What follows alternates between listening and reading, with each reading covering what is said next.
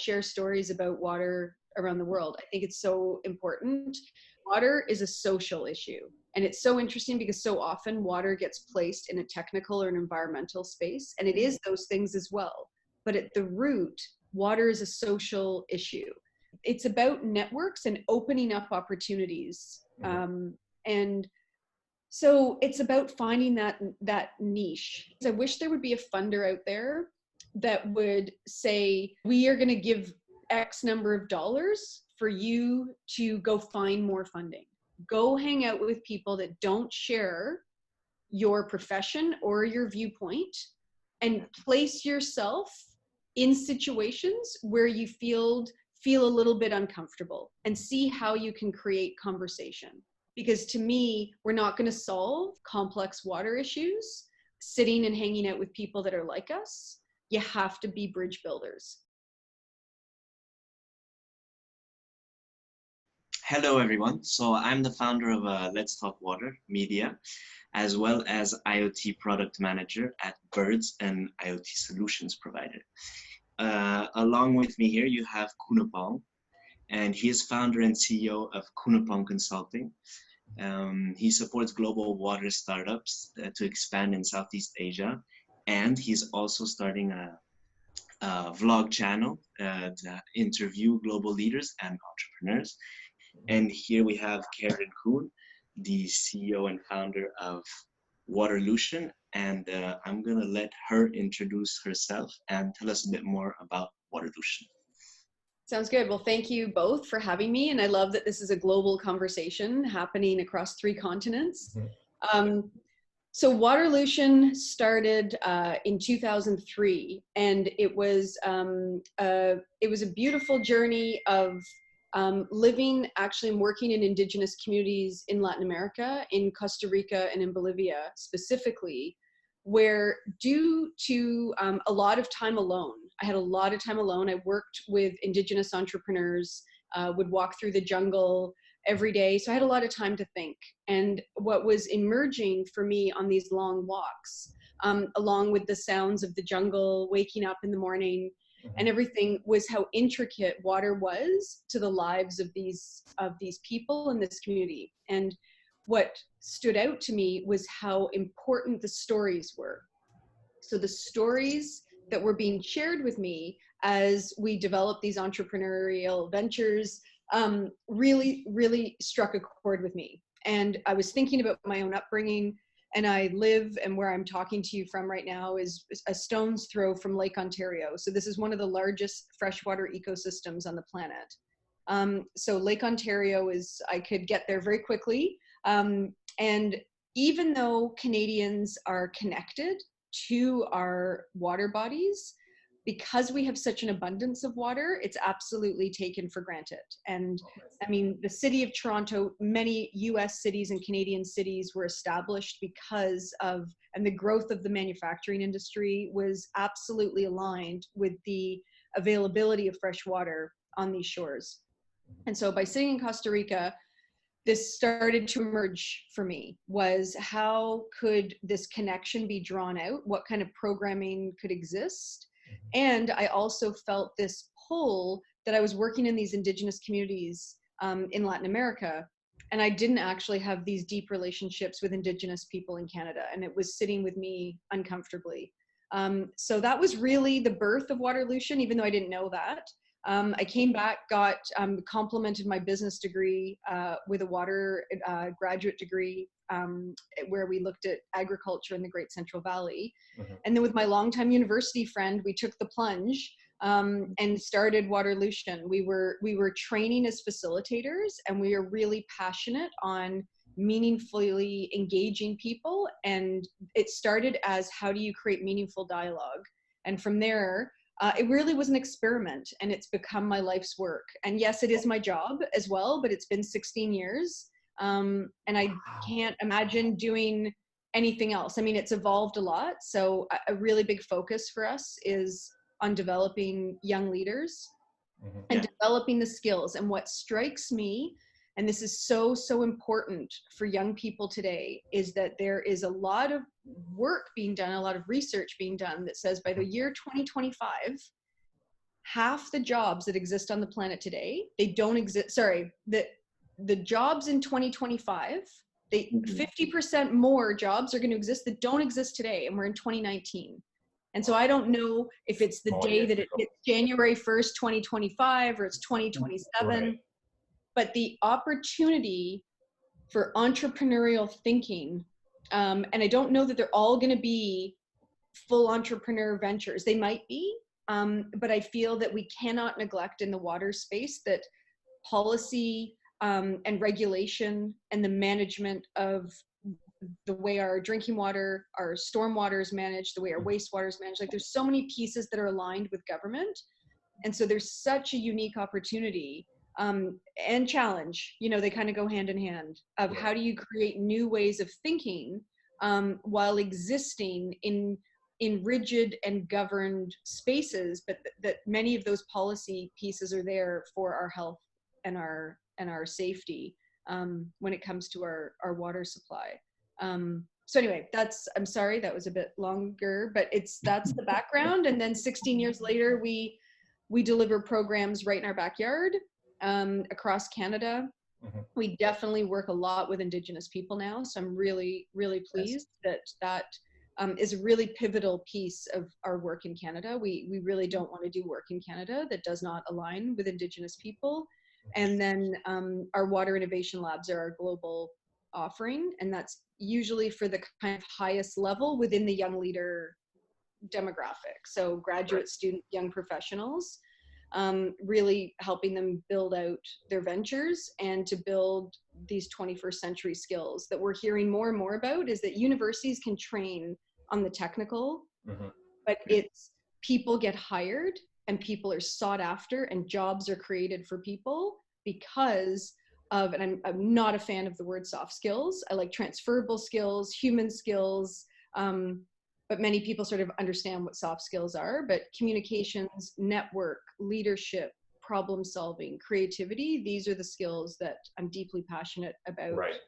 And we build into our programs in water innovation labs. Exactly. And those skills actually, like I'm thinking like back to my school time, some of those skills I didn't learn from school, right?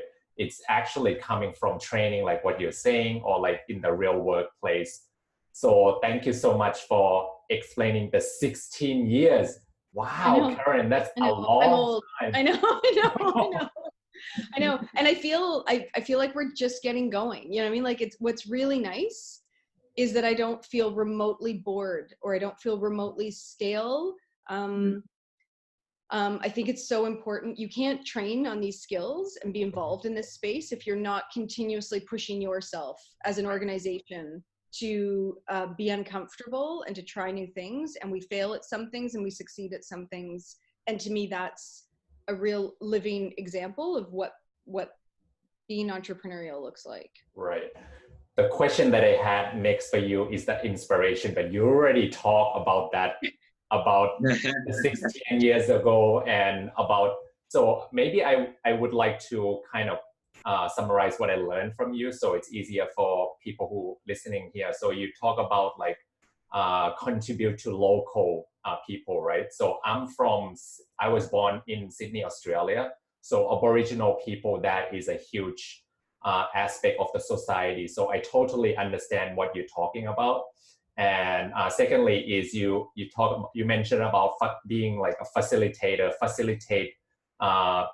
to help provide training to these young water professionals. So I admire you doing that. And then third one, and I want to dig a little bit further, is the stories. So you tell us the stories, right?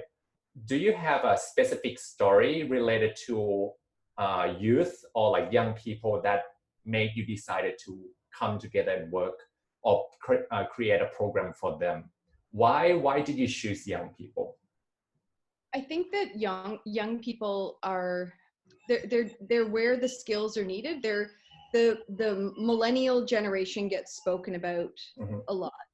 The size of that population and the size of where there's water challenges in the world. So where there's large population growth, you said that you're in Bali right now. Well, Indonesia is no secret, has one of the largest populations currently, and I believe is set to be the third or fourth largest economy in the world by 2050.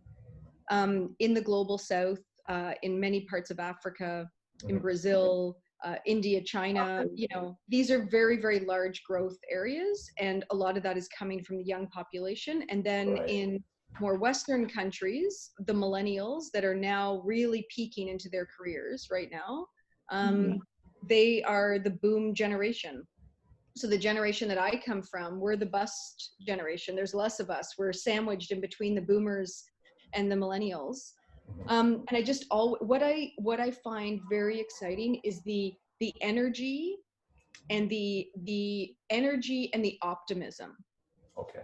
And from the moment that we started Waterlution, it was a real balancing act between the challenges. How do you have fun and create an exciting environment while also talking about really, really hard issues? And I feel that that is a generational, that could be a banner across the millennial generation, which is they're known, they've been researched and researched.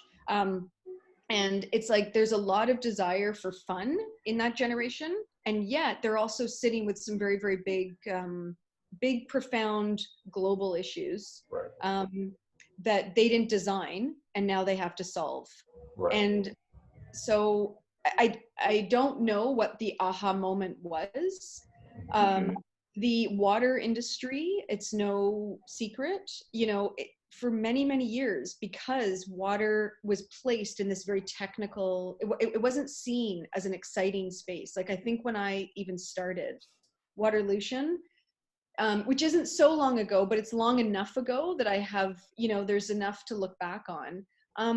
I would say it was a pretty boring space, and it was a pretty technical space, and was filled with a very homogeneous looking kind of person. And when I say looking, I'm just saying very male. Of course, anywhere in the world, the color of one's skin would differ from where people are. But in the Canadian context, which is where I started Waterlution, it was a lot of white old men. And I don't also, because that gets said a lot, there's a lot of these people as well that have a lot of knowledge. And it's just about diversifying, diversifying. And I don't know that generation spent enough time building out how are you continuously bringing new ideas in? How are you continuously bringing in new people in? And in the early days, I heard a lot about succession planning. And I was like, shouldn't this be happening over the course of somebody's 40 or 50-year career? And I just feel that that's something that I've really seen a shift in the last 10 years. So I don't want to diminish the skill and expertise that a lot of people have. I just think it's about really getting there quicker and bringing in more young people.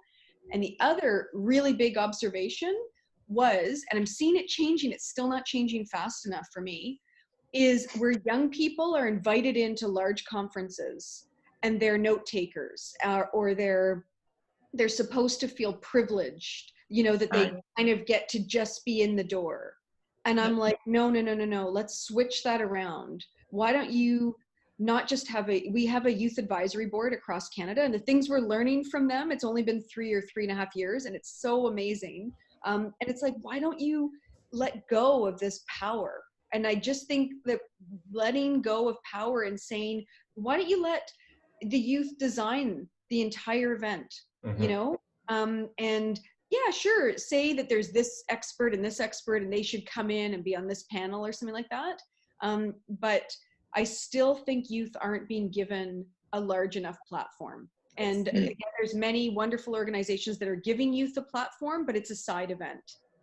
And I would really like to see traditional organizations bring in and, say, we're going to hand it over to young people. I mean, if you're looking at the climate strikes around the world, it's like youth are screaming to say, we know what's going on. Let us lead.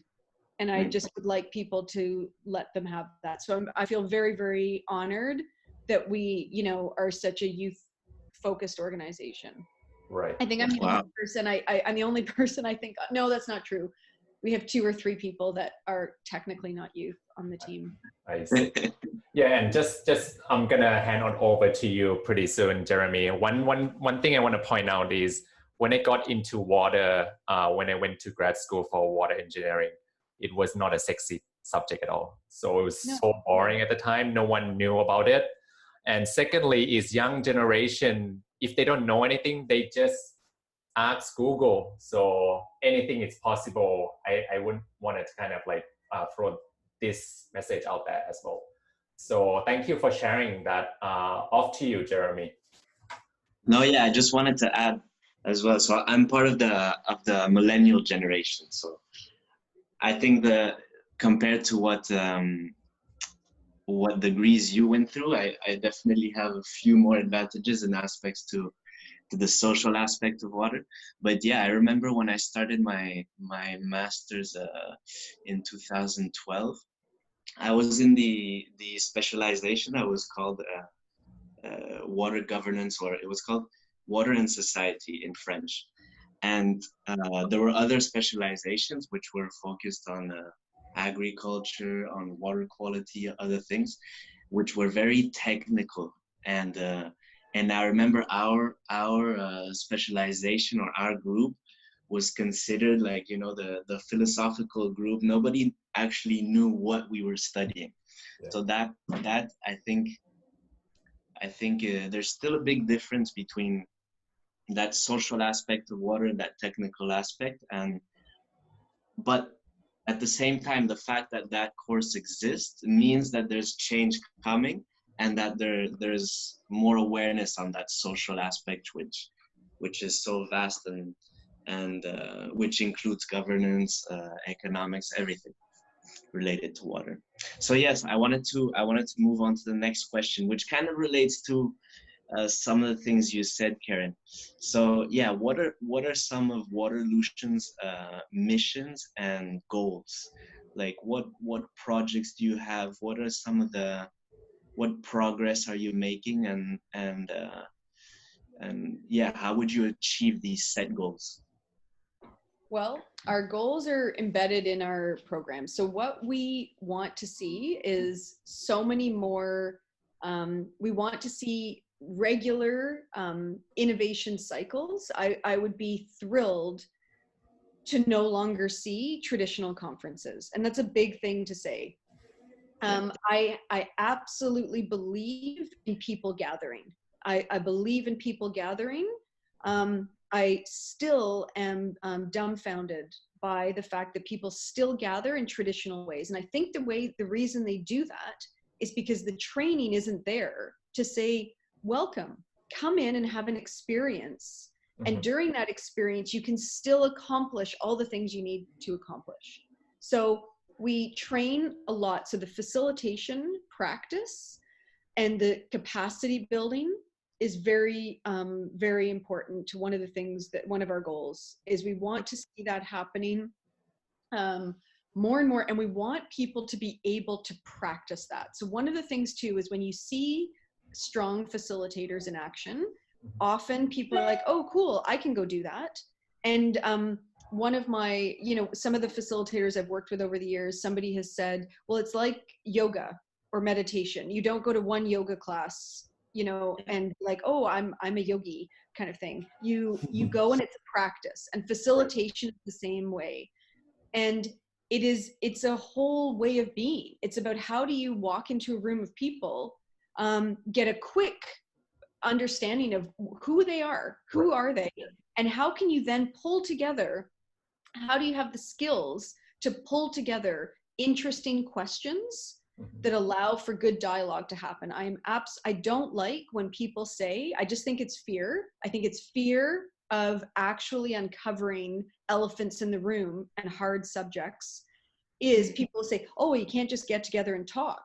And I'm like, no, but you can't get together and come up with a good action plan if it's not the right action plan. And so one of the things that we train on a lot is complexity. So you ask about one of our goals. One of our goals is that for people to feel, first of all, feel the necessary discomfort of what it means to be in a complex system to solve problems, and then to build skills so that you're more comfortable in that space. And so that's the combination of all the skills that we train on. And so one of our goals is to see that be the norm. And I feel like there's movement. I can't even begin to tell you how much more I see open space and World Cafe being used. There's so many more social innovation labs out there. Like when we did our first water innovation lab, I don't believe anybody in Canada had done that yet, whereas there's a whole body of work.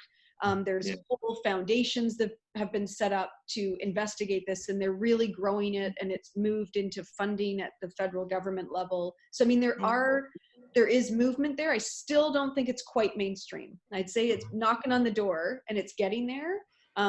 So one of our goals is to see this level of training I think that's the future of work.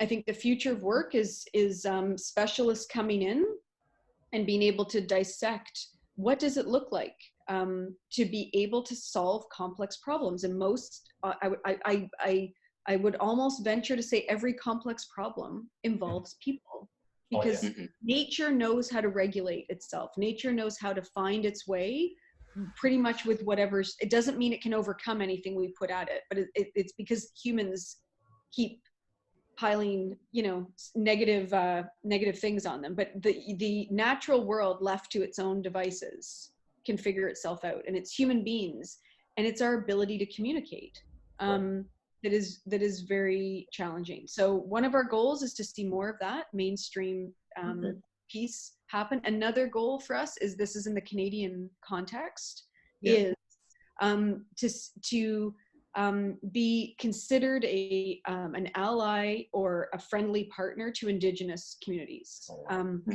I think the more that the world can listen to Indigenous people and learn from their teachings, the better. It is because of the way that Indigenous people have been treated, the colonization of so many Indigenous people around the world. There's still so much healing that needs to happen, and I would never ever speak on behalf of Indigenous people. We're trying to be a very supportive organization. So one of our goals is to keep getting better and better at that.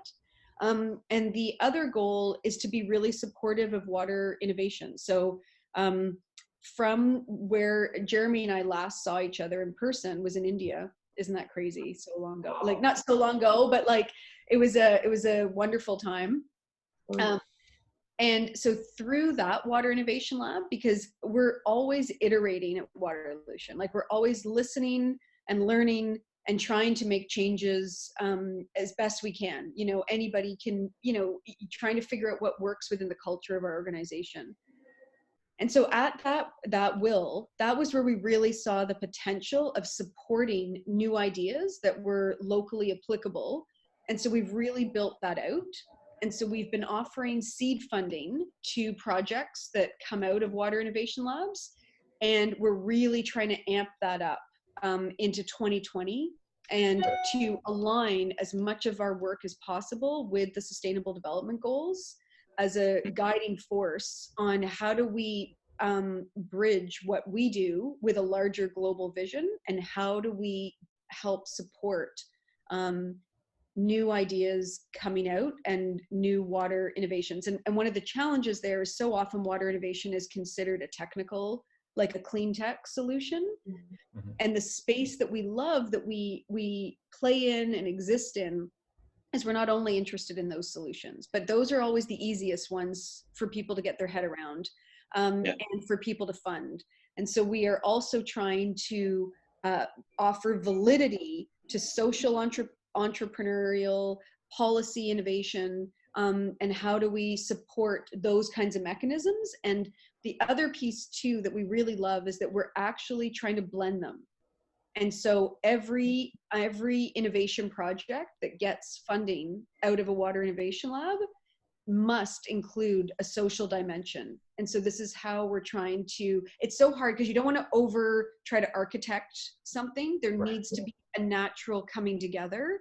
And so we don't have that perfected yet, but we're trying to make sure that social scientists and artists and technical and engineers and hydrologists, like how can they be working on a team together? And then layered on top of that, how is their base personalities working on that as well? If you have too many creative types or too many researchers, you know, it's not going to form the best solution. So one of our big goals is how do we amplify in a very big way? How do we support project teams over a longer period of time, both financially and through mentorship? And how do we bridge global collaboration? So that's something actually that will be coming out very, very soon. Jeremy, you'll be included in that, is we're really trying to do more to bring our global network together. Right. Because my colleague Donna and I are so privileged because we kind of know everybody in the Water Innovation Lab world. And we're like, oh my gosh, this person should talk to this person and this person. And we're trying to formalize that a bit. So there will be stuff coming into your inbox. Dawn and I just talked about it this week of how do we do more to support the network. Right. Wow. That's a lot. Wow. I'm sorry. You know, it's all very good information that you share, Karen. And I think one thing that I picked up is you say blended, right? And I have been working in water financing for quite some time. And there's a concept of blended finance as well. And not talking about that subject particularly, but when we have a solution, we need to take it to the policy level. And when you say like social innovation for policy, I was like, I never heard that term before. Your approach is very comprehensive. And you can see from Jeremy's face right now, like that capture everything that we probably need to help achieve the SDG 6 goal. Right. I know, and it's a big task. It's a big task, but I'm grateful for the SDGs, and we've been building more and more partners, you know, to help build them into our programming. You know, so I know it's not really I know you guys are supposed to be asking me questions, but you know, if you have some ideas of a new way to host a new water innovation lab somewhere in the world, we've never done one in France, Jeremy. Et on peut le faire, and on peut le faire en français aussi. But it's just, how do you find the right people to come together and create a dynamic team where everybody's bringing their own piece. So we're not competing with each other. It's like you're building this absolutely amazing team because of all the pieces that people bring in together. And so we are working on something. We can't quite launch it yet, but next year in British Columbia, there will be a water innovation lab, and we hope that we can include a lot of our global partners in that, and past alumni.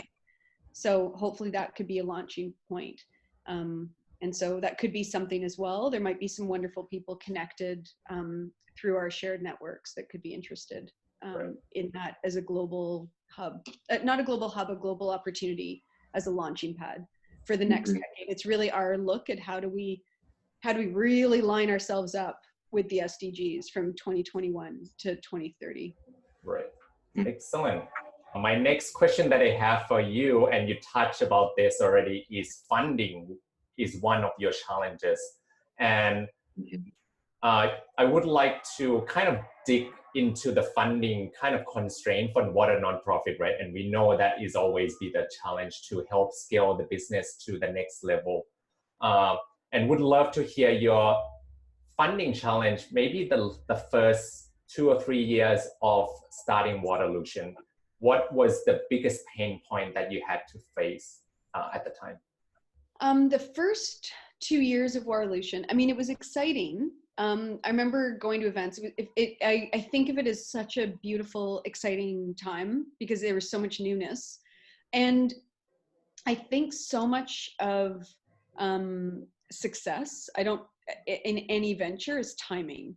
And so we were the sort of youth leadership development and water combination. We were in that space before it was exciting, before it was a space. And so I felt that we were able to bring quite a few funders on board at the beginning. And the big thing is, and many people will see this, is like sometimes people have an idea. I've been to quite a few things over the years where somebody's got something really new. The hard part is getting it out the second time. You hear about it in the music industry, right? Like somebody has this amazing first album and then everybody's like, are they going to be able to produce the second album? Right. And often the second album is never as good as the first, because there's now all this pressure on you, because now there's expectations. And you, I mean, you give that across many different examples. And so the first few years, there was a newness to us. And the biggest thing is you have to find, it's a balancing act of finding the right possible partner. So I mean, so much of my life and work is spent networking. Luckily, it's kind of my natural calling. So it's, I guess that's what makes me good at what I do, is it's about networks and opening up opportunities. And so it's about finding that niche. And one of the things that I think is a big no-no is thinking that one can see what we do. Like we've had many people come work for us over the years and stuff like that. They're like, oh my gosh, we should go to them for funding. And it's like, well, if the strategy of a funding body or a possible corporate sponsor, like if they have not already defined their strategy includes things like what you're working on, you can't get water out of a rock. Well, I'm sure you can. Some rocks you can. So that was a good analogy. But so the thing is about finding that alignment. And so to me, that's the funding issue. And I think one of the biggest things, I wish there would be a funder out there that would say, you know, we are going to give X number of dollars for you to go find more funding, because this is the part. And there's some organizations that say, we understand, like there's some organizations that, you know, have a streamlined process, you know, to basically say, just give us a 2-pager so that you're not doing a ton of work until you get invited to the next stage. However, because it's a more and more competitive environment, your 2-pager has to be so amazing because you want to make it to the next phase. So yeah, that's, to me, there are funding opportunities out there. It's about having the time to get them done and to build the partnerships. And so, yeah, like larger organizations, of course, have a whole body of people, or at least one person dedicated. Like a dedicated team, actually, like for fundraising. Yeah, exactly. And it's the whole thing of money attracts money. And again, in the world I live in, there's so much discussion about capitalism needs to be turned on its head and everything like that. So that money attracting money, I'd like to transform that to say people attract people and good ideas attract good ideas. Yet we still exist in a world that is defined by currency and defined by actual money. And for that, the more money you have, the more money you get, and it's all about risk. It's always the hardest to get the first funder for a project or for a new NGO or the new investment, because it's who's going to take the largest risk. And I mean, it's pure economics of like, of course, the person or the entity that puts in the initial funding, they should also get the highest reward. Exactly. Because they took the highest risk for sure. Exactly. And I often say, so in the water entrepreneur space, but in the water space, because water is so detailed, you know, like I enjoy working with people that have a high water education, be it from an engineering point of view, from a geological point of view, from a policy point of view. There's a lot to know. And yet a lot of those people don't have a business background as well. And I would like to see more of those people getting business training. And there's no need to give, you know, like giving business people a water education unless they're drawn to that. I think that it's water people that see potential, and just the business training, to me, I think would come in really handy, because it's a weakness that I sometimes see that feels very logical to me. And I'm just like, oh, right, that's because that's part of my training. I forget. It's become part of my DNA that I forget that it's a learned skill. I don't know if that really answered your question, but yeah, I mean, it's the nature of nonprofits. I mean, you need to go and find out how you're going to build out financial plans. And it's a tricky world of how you run things and all the costs of managing a strong business. And those have to be factored in, and they're easily factored in the private sector, but in the nonprofit sector, they're supposed to magically just exist. And sort of standard norm is that you can't spend more than 20% on admin. And that's fine. Well, it's not really fine. It's just not realistic. And so if you broke down the pieces of admin, and didn't group it into like this group category of administration, like there's just a lot of people power. Like it's no different than the private sector. Private sectors succeed because they've got a great core offering, and it's the people that they hire to drive that. And I can hire the best people if I can pay them something that makes them want to work with us over the longer term, and that's just going to make our programs even better. So I'd say that there's some misconception in the nonprofit world that everybody has to be working on these tiny budgets and stuff like that. And I feel like the social finance world has helped elevate that, because I do feel that's a bridge kind of industry or sector that has really started to elevate the value of what nonprofits offer. But being able to understand what's going on at the local level, I think is a huge value. And I'm seeing from a lot of corporate entities that they are more interested in understanding the local level than trying to, doesn't mean again, it's the current world order. They have to be able to profit from it, but I don't see it as narrowly directed. I feel that they are seeing more and more value of people that understand what's going on at a watershed level, or at the grassroots level, or at the community level.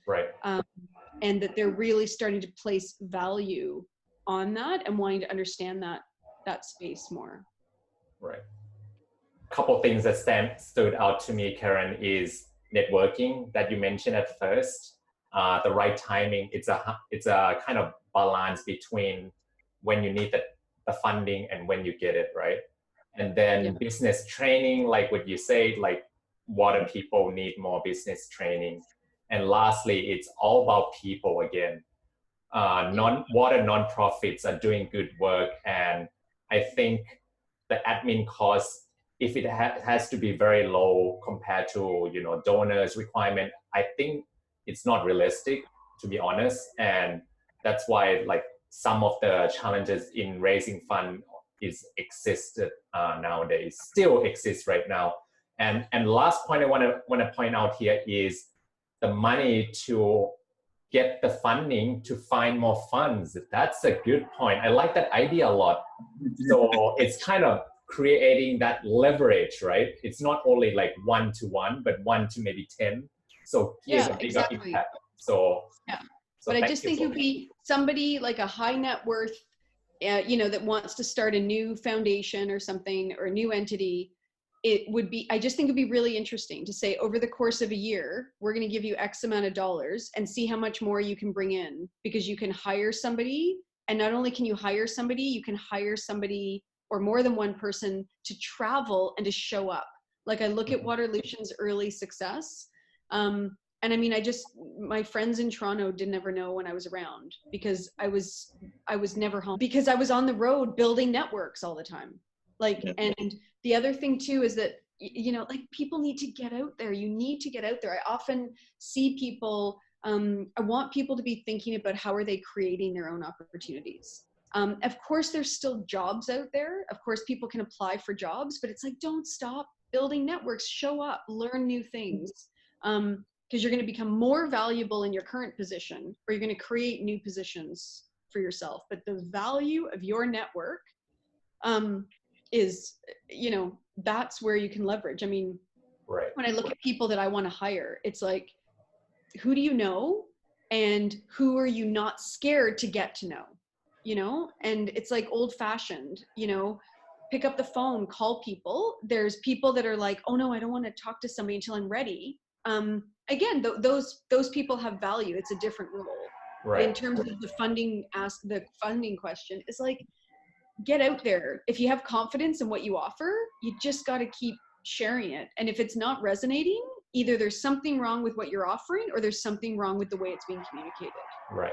But like, there is funding in the water space. There are so many jobs coming in this space. Right. It's like, go get trained, go get skilled.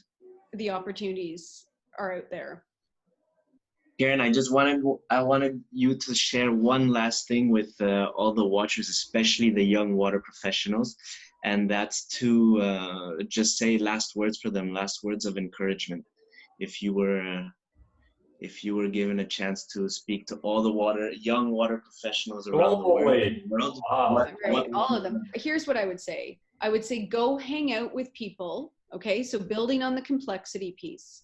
Go hang out with people that don't share your profession or your viewpoint, and place yourself in situations where you feel a little bit uncomfortable, and see how you can create conversation.